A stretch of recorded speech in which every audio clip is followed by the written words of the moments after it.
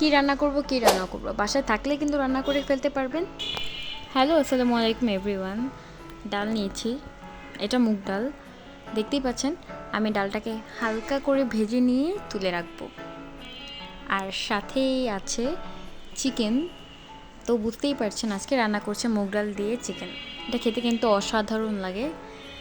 তো চিকেনের উপরে আমি পরিমাণ মতো লবণ, হলুদ গুঁড়ো, লাল মরিচের গুঁড়ো দিয়ে এটাকে সেট করে নিচ্ছি।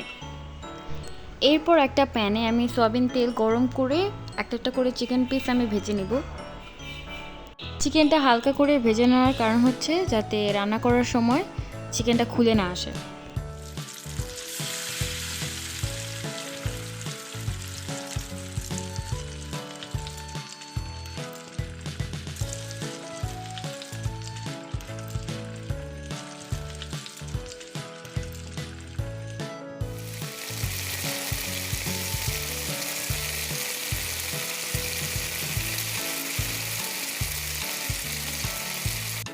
হালকা করে চিকেনগুলোকে ভেজে নেওয়া হয়ে গেলে একটা প্লেটের উপরে আমি এগুলোকে তুলে নিচ্ছি।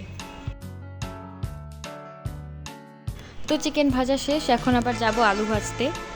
হালকা করে আলুগুলোকে ভাজা হয়ে গেলে তুলে নেব। এরপর চলে যাব রান্নার যে মেইন জায়গায় সেখানে। এখন আমি প্যানে আরেকটু তেল দিয়ে নিয়ে পেঁয়াজ কুচি ছেড়ে দিচ্ছি, আর সাথে নিয়েছি 5-6টার মতো কাঁচামরিচ। কিছুক্ষণের জন্য নাড়াচাড়া দিয়ে উপরে দিয়ে নিচ্ছি তেজপাতা, দারচিনি আর এলাচি।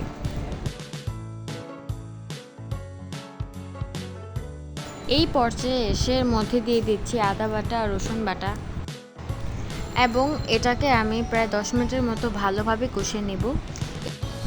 এখন হলুদ গুঁড়ো দিয়েছি, লাল মরিচের গুঁড়ো দিয়েছি 3 টেবিল চামচ পরিমাণে, আর ধনিয়ার গুঁড়ো, জিরার গুঁড়ো, গরম মশলার গুঁড়ো 1 টেবিল চামচ করে দিয়েছি, আর পরিমাণ মতো লবণ দিয়ে সামান্য পরিমাণে পানি অ্যাড করি। 10 মিনিটের মতো কষিয়ে দিয়ে এর উপর আগে থেকে ফ্রাই করা চিকেন আর পটেটো ছেড়ে দিব।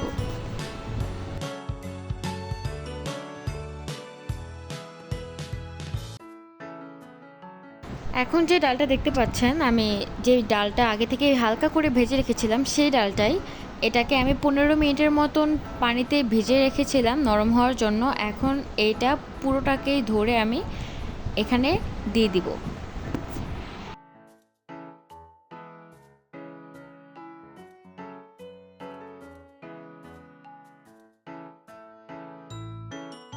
এখন আমি ঢাকনা দিয়ে দিব। কিছুটা পরিমাণে হয়ে আসলে ঢাকনাটা খুলে আমি সামান্য পরিমাণে পানি অ্যাড করে দিয়ে আবার ঢাকনা দিয়ে দেব।